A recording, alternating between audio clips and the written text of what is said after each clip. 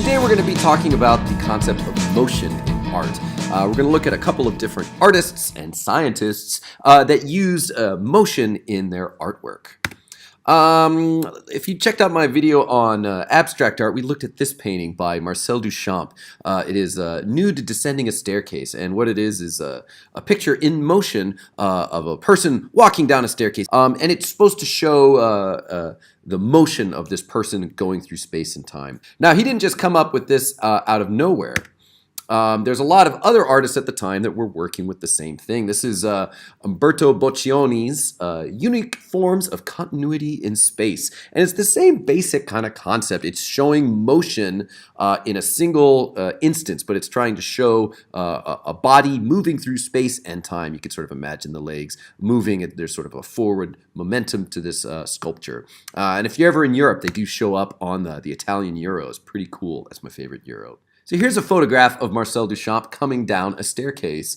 Your teacher's going to pause this for just a second and see if you can guess how they made this photograph. The correct answer is they did this in a completely pitch dark room, and as he walked down the staircase, they opened the shutter of the camera and then they flashed a light so that every time it flashed, it added another image to the single piece of film. So this is all done in camera. It's an interesting effect.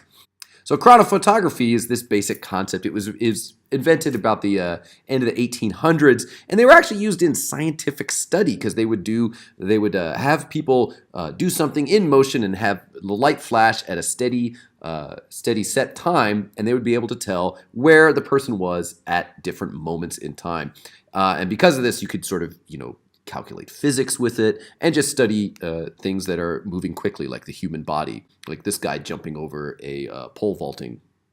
Now that found its way, these types of images find their way into art. This is Giacomo Bhalla's Dynamism of a Dog on a Leash. And again, it's sort of taking that idea, that scientific photographs of chronophotography and putting it into artistic expression.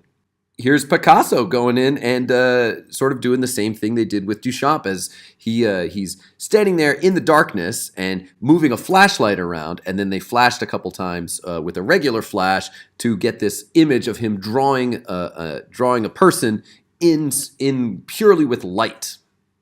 So chronophotography was invented by a guy named Muybridge. He had a bet with his friend about whether or not when a horse runs, it lifts all four legs off the ground at the same time. Now, you can't actually tell just from watching a horse because it's moving so fast. So what he did was they set up a whole bunch of cameras and they put a little string across the track. And when the horse ran by, it tripped the string and took the photograph.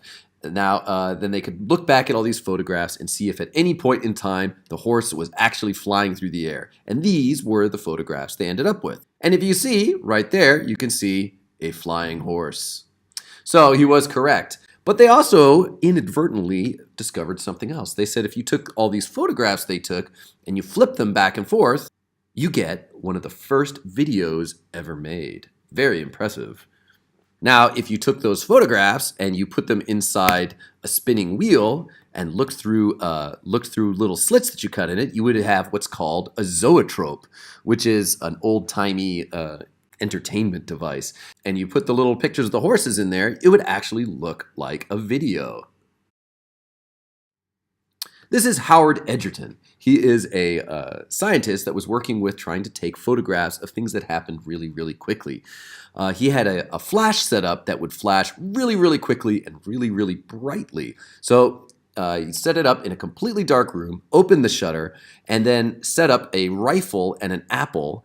And when you pulled the trigger on the rifle, it would flash the flash at the exact same time, so you could get a perfect picture of that bullet hitting the apple. And here's the picture that they created. Very impressive. When they showed this to people at the time, they were like, "Wow, that's a great picture." So did you hang it from a string and then erase the strings? Like, no, this is real. People couldn't believe that you could actually photograph something that is happening that quickly.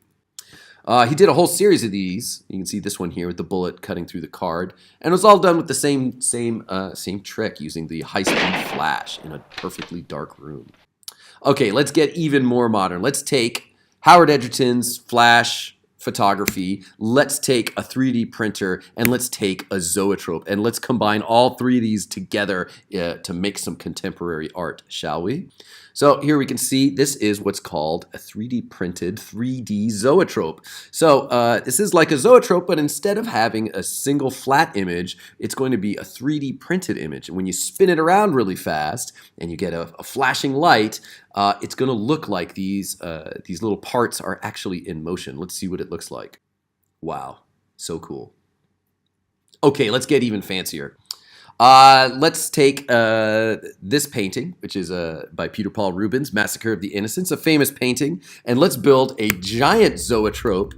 And they set it up in the museum next to the painting, and it was characters from the painting, but they're going to spin this entire thing around, get the flash going, and it will look like they're in motion. Let's see what that looks like.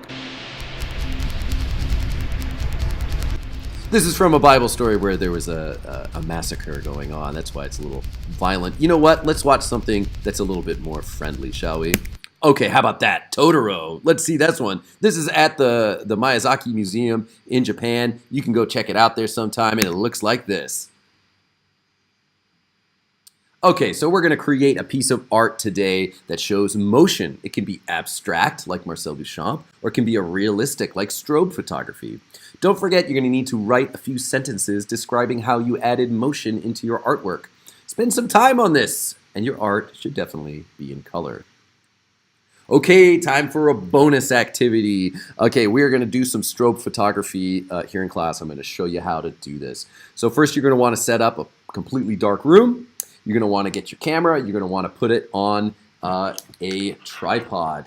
Your exact settings may be different from mine. I usually set it up so it's about 2 seconds for the shutter to be open. About F5, you want to open it up as big as you can. And ISO kind of somewhere in the middle, around 800.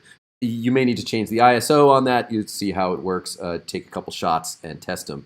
I usually start just by having the kids wave a circle and take a photograph and see how it looks. Other stuff you can do is have one kid to hold perfectly still and then have the lights go around them. So they just use the flashlights on their phones. And you can use that to draw in space, just like Pablo Picasso. After it's done, we'll put them up on the big screen. We'll take a look at all of them. All right, thanks for watching. Don't forget to like and subscribe.